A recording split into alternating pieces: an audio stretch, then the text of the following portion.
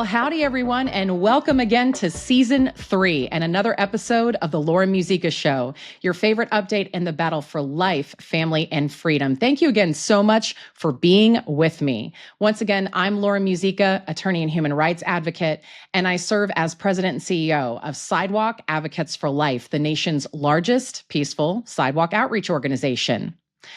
When the Supreme Court's Dobbs decision overturned the infamous Roe versus Wade case, there was a real misperception all across the country that abortion was completely over, at least in the so-called pro-life states, that no more preborn babies would be at risk of losing their lives in those states because this new Supreme Court decision just made that impossible.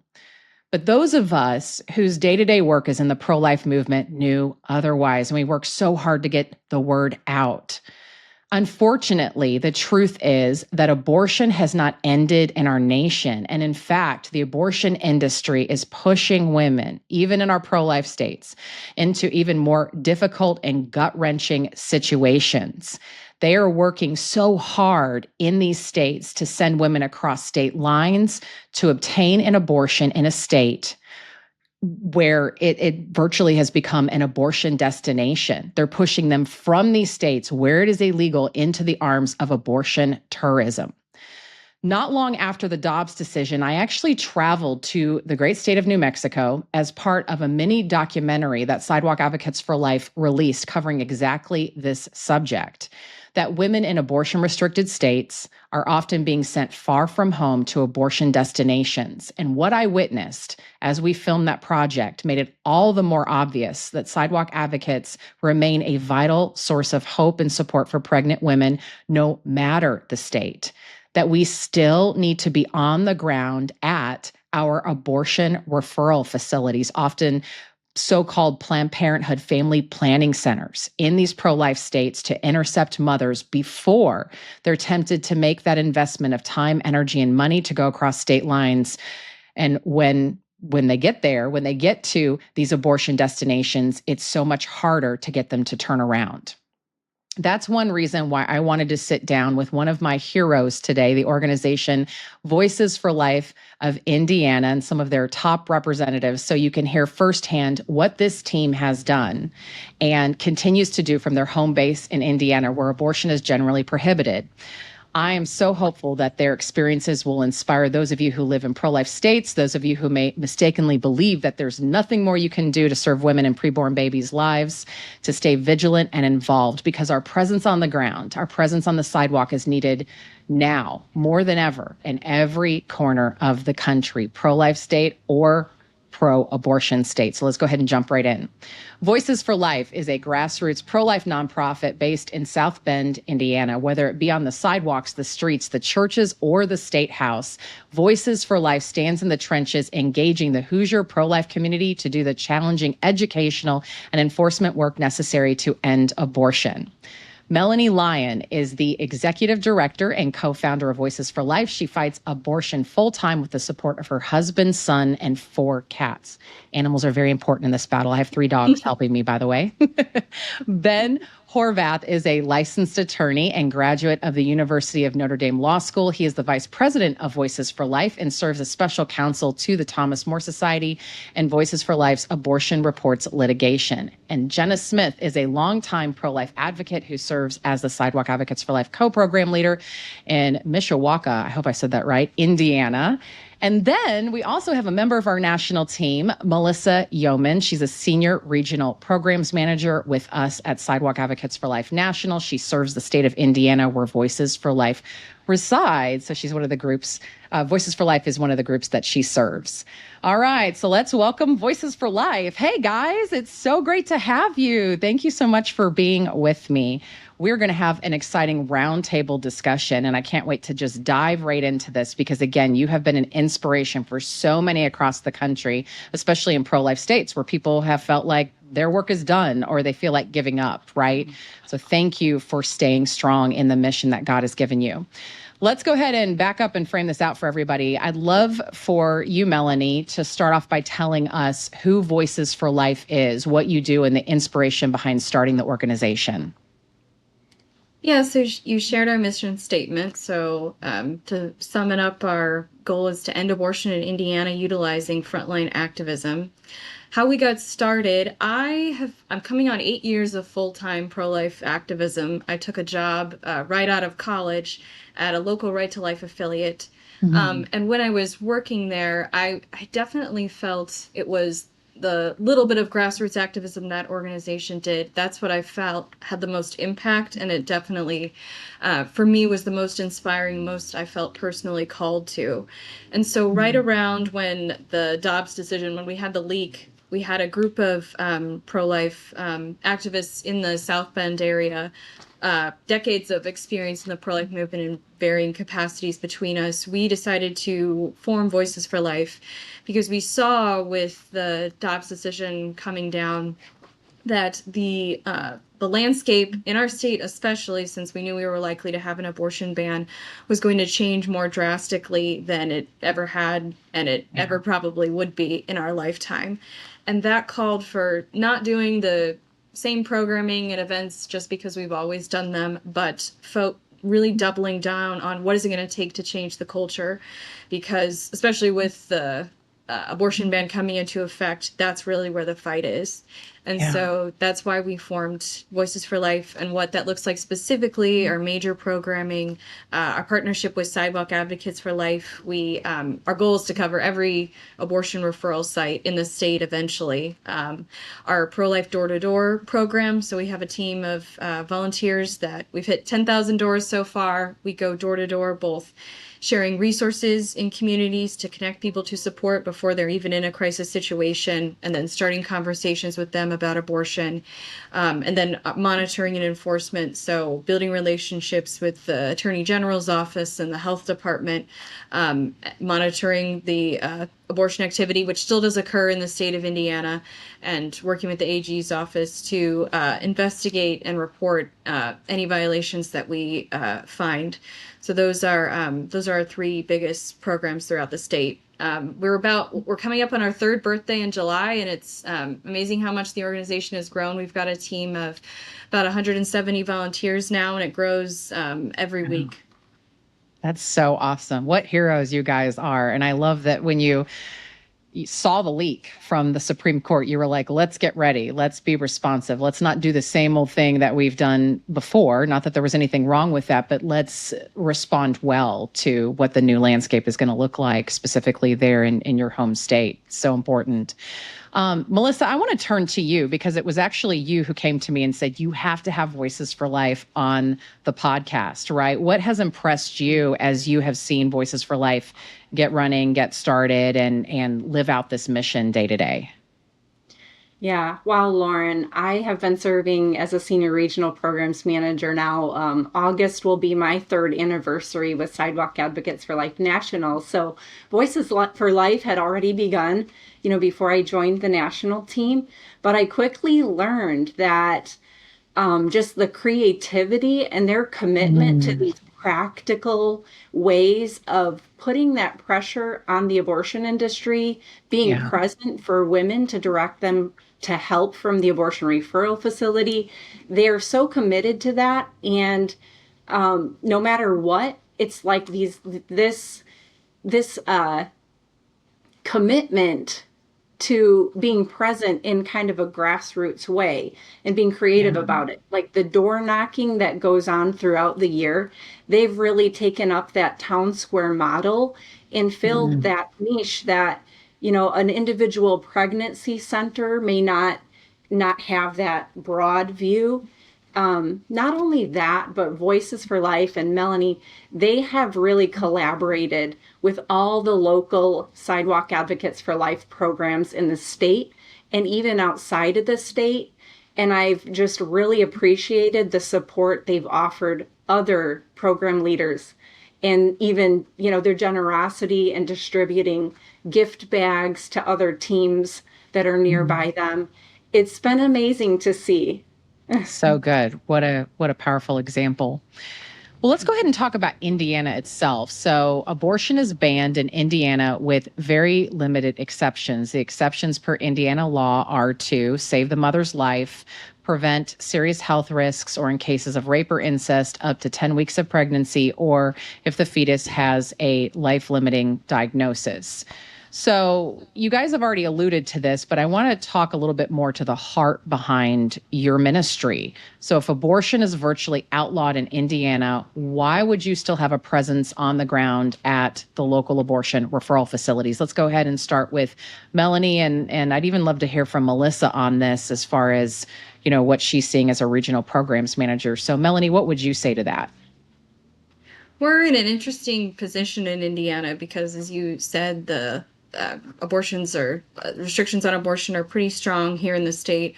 All freestanding abortion facilities have had to cease providing abortions, even under the exceptions as well under our law. So the abortion facility that I was the program leader at previously, Holman's Health in South Bend, was shut down a couple of years ago. And every time we go by, to eat at a restaurant down there, I make my husband drive past, even if it's a further drive, so we can see that the facility shut down that we spent so much time at. But we're in a unique position because we're surrounded by abortion haven states in Illinois, Michigan, and Ohio. We did a report last year citing data from the Guttmacher Institute, which, as most of your listeners know, is the research arm of Planned Parenthood. And they cited that 7,000 women from Indiana had crossed state lines to get abortions at at Planned Parenthood locations in these states.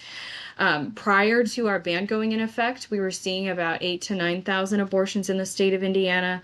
So that unfortunately tells us that there still are thousands of Indiana women that are abortion vulnerable.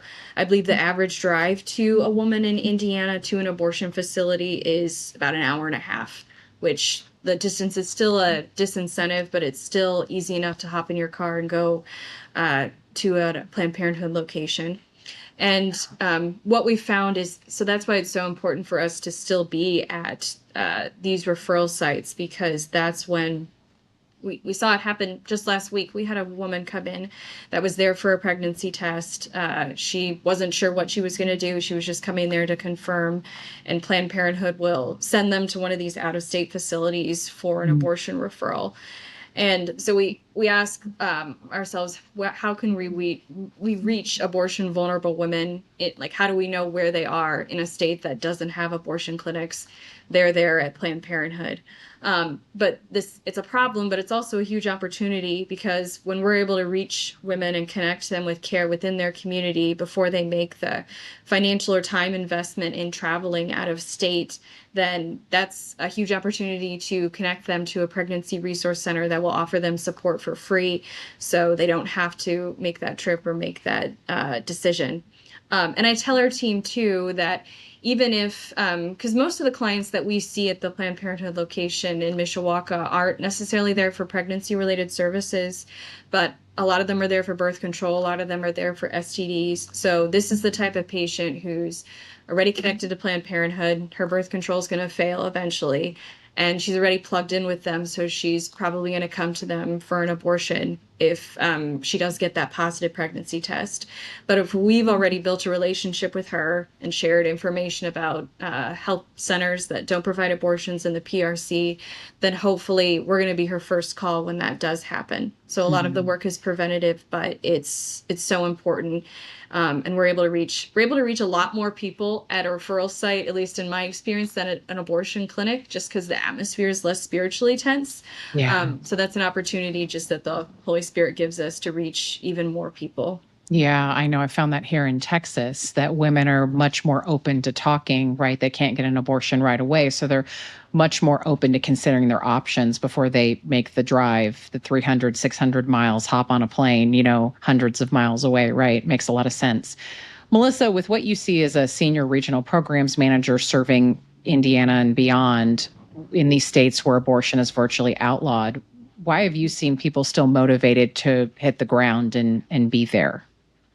Yeah, our program leaders are motivated, and it's exactly what Melanie said, is that we know where the abortion industry is operating, whether that's a referral facility or an actual abortion facility where surgical abortions are happening. We know that women going there are going to be directed to abortion, and they're going to those relationships will be cultivated by the abortion business with those women. And so it makes practical sense that we should always be there. That's the first place we should be. We know that that's where these women might turn to in their time of need.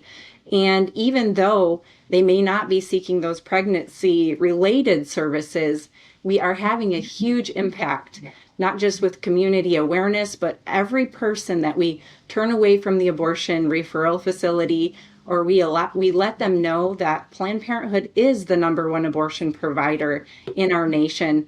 So many of those clients, they might not be fully aware of that, and they may not want their business going to the abortion industry. So I think for all those reasons, our leaders are very motivated and working so hard to activate the body of Christ to join them in their efforts at the Sidewalk, having trainings, providing that support to individuals who want to get involved.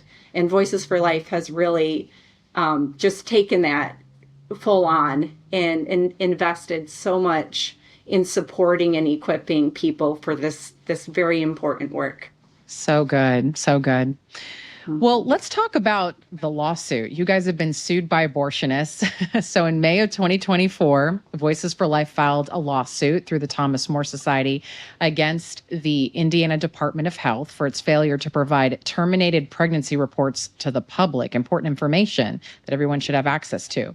But days later, 2 Indiana abortionists, including Dr. Caitlin Bernard, sued Voices for Life and the state of Indiana, seeking to prevent the release of these crucial enforcement documents. So I'm going to go ahead and bring Ben into this.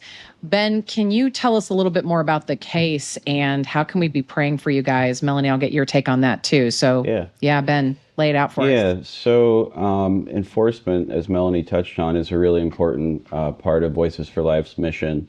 When the state was providing these reports, Melanie had a team of volunteers going over them and looking at literally every single abortion in the state of Indiana and seeing apparent violations that were on the form. And that was such a powerful tool for the pro-life community.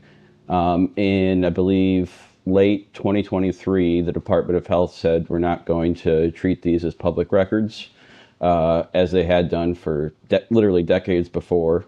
And they said we're not going to release these.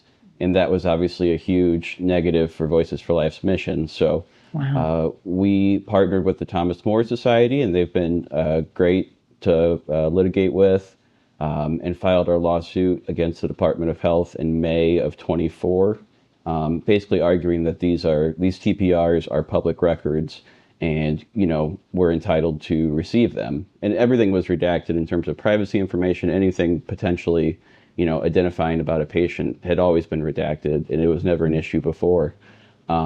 They used the fact that there were so much fewer abortions happening in the state as a pretense for denying them, because their argument was that it would be easier to identify patients. It's not a very strong one, we don't think, but so we filed suit in May of 24. The case was dismissed at the trial court level.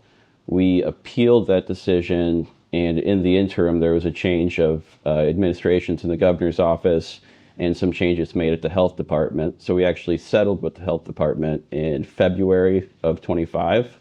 And literally 3 days later, two abortion doctors sued Voices for Life and the Department of Health, basically seeking to prevent our settlement from going into effect. So we're litigating again, and unfortunately, the most recent action on the case was they sided in favor of the abortionists. They enjoined the settlement from going into effect. So we're going to be back at the Court of Appeals here soon. So it's been a long fight, but at the end of the road, it's vital to Voices for Life's mission. So we keep on fighting. That's so good. Melanie, how can we be praying for you guys and supporting you as you watch this go through the court system? Definitely pray for our legal team, which is Ben and the attorneys from the Thomas More Society. There's a lot of spiritual warfare going on here.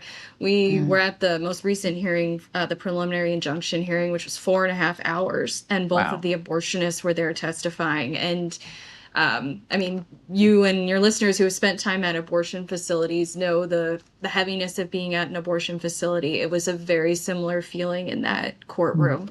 These abortionists have a huge investment in these reports not getting out because it's essentially impossible for us to enforce the laws that we have on the books without access to this data, because that's what the purpose of these documents are, is to allow the state and the public to evaluate provider compliance with the law. And so they have a huge investment in this documentation not getting out. We learned in the most recent hearing, that these two abortionists are, at least for abortions they did late last year, they did not submit TPRs at all. So this is just setting a really dangerous precedent for them to slowly chip away at our legislation so they can continue killing children in our state with no oversight. I'd also say that there's a significant precedent in Indiana for public access to these laws, leading to better maternal health outcomes.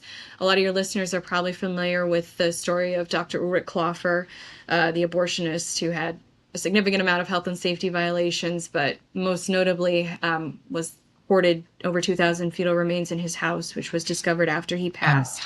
But his license was suspended and facilities were forced to close.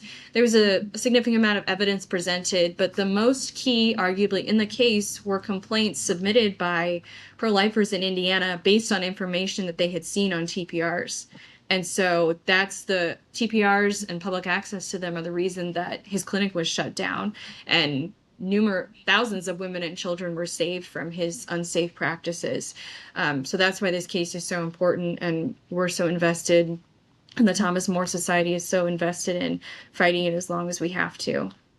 So important. Thank you guys for fighting that and for being a voice for that. So important.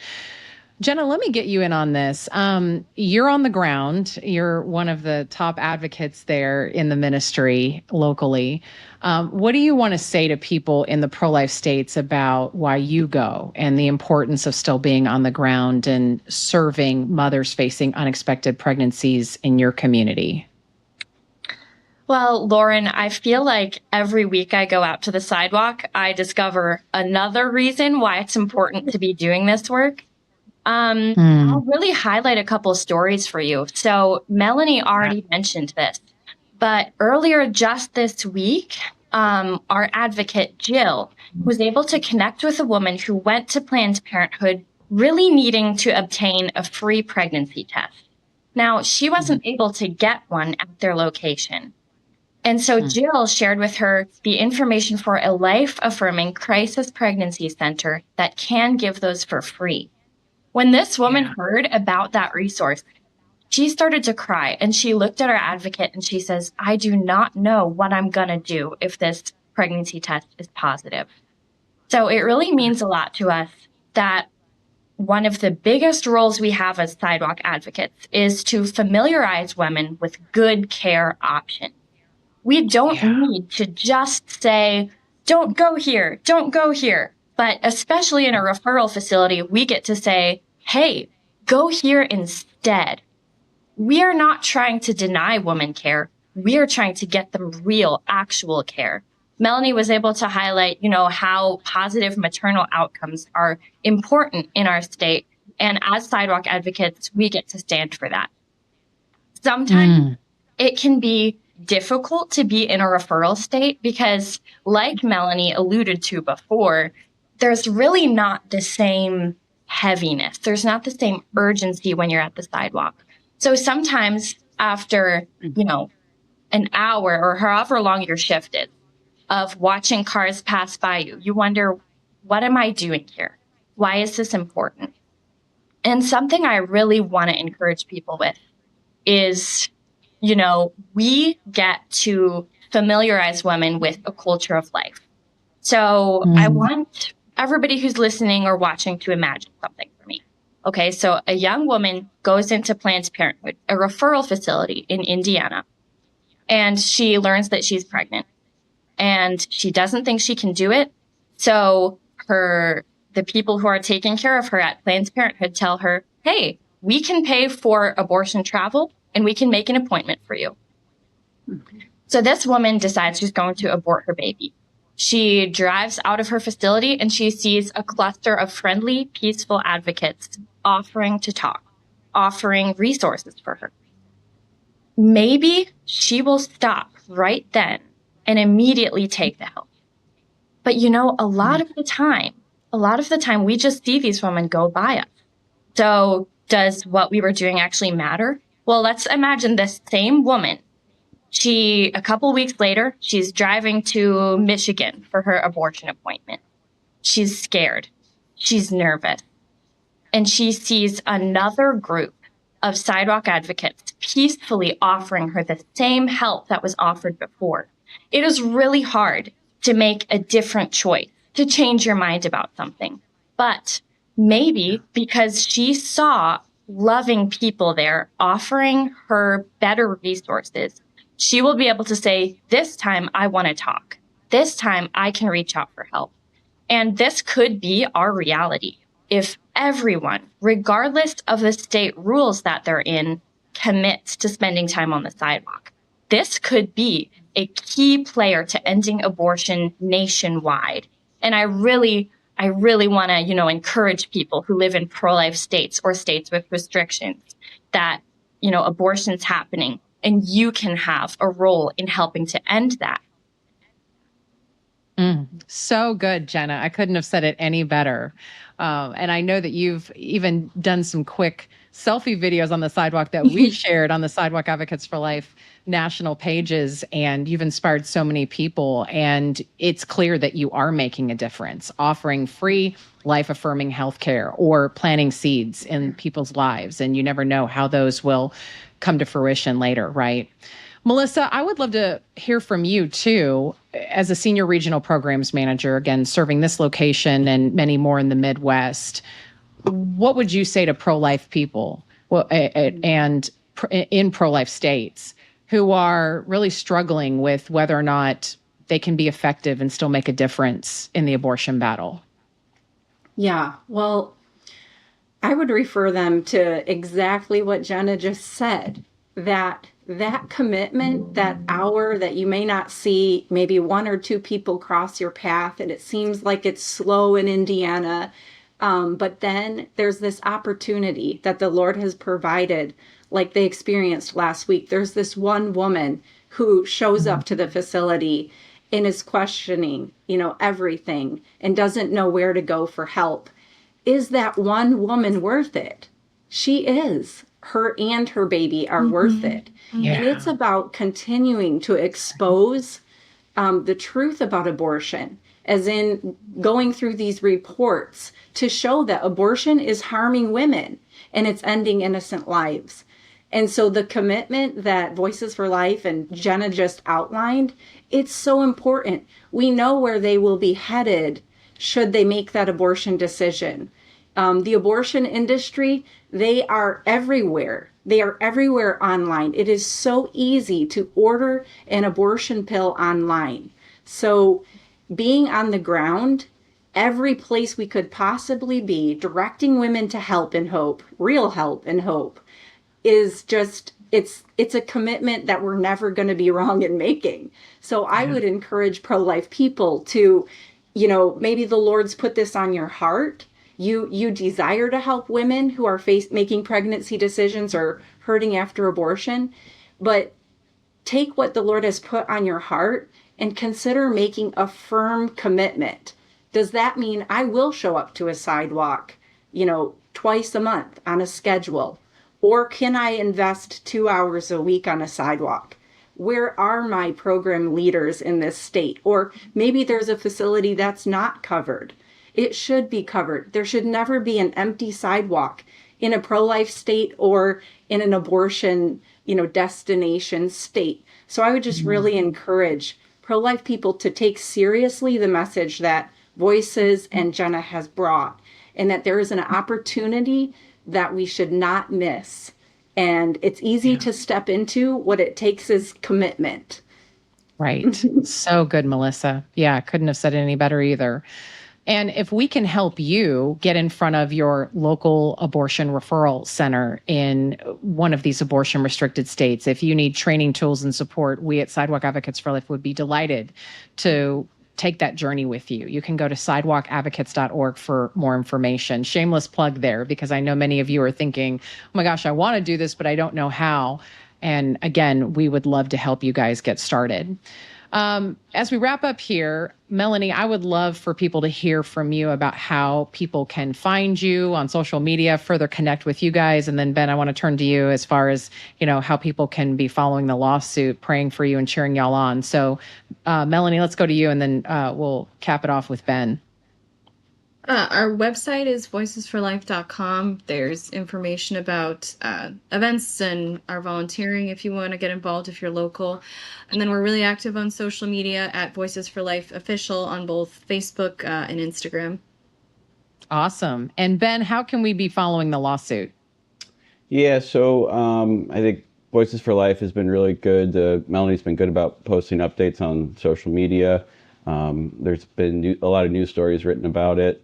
We're at the Court of Appeals level right now. Our opening brief will be due here probably next month or June maybe. So just keep updated on our social media. Like I say, Melanie's done a really good job about informing people about that.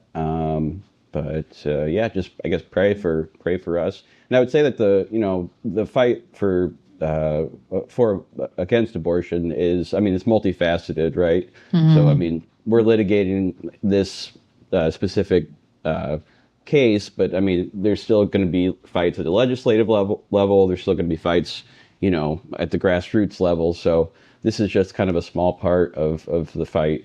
So an important one, but a small one. Mm-hmm. And a lot of people don't realize that our pro-life states could flip one day, right? Because the decision has been handed back to the people of every state. And so I love the fact that you guys are still on the ground working hard.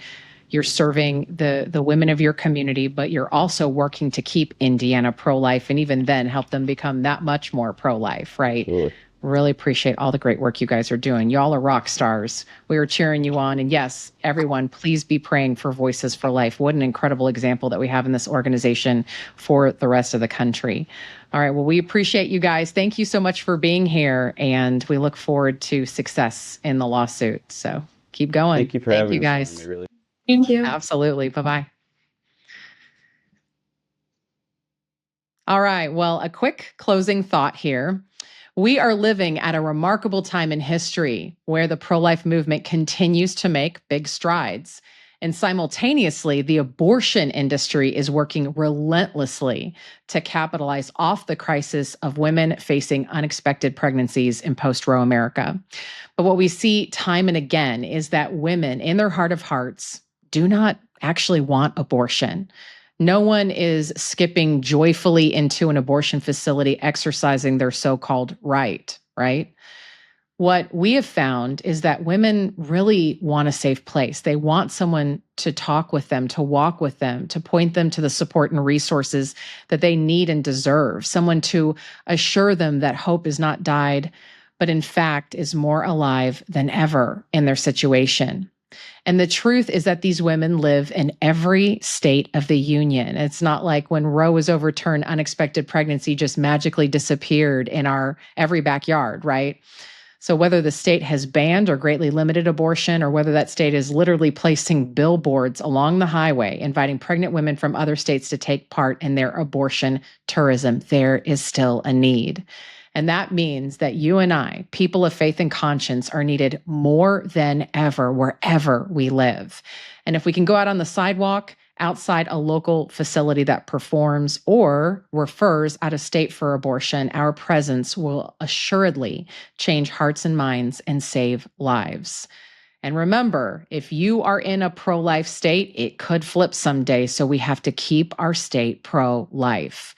So I just want to encourage you to take heart and to keep going. Now is not the time to rest on our laurels. Now is the time to be that presence, to be that support to women who need us, women who don't in their heart of hearts want abortion, but don't know how else to handle the tough situation in which they find themselves. We can be a beacon of light and hope no matter where we live. All right.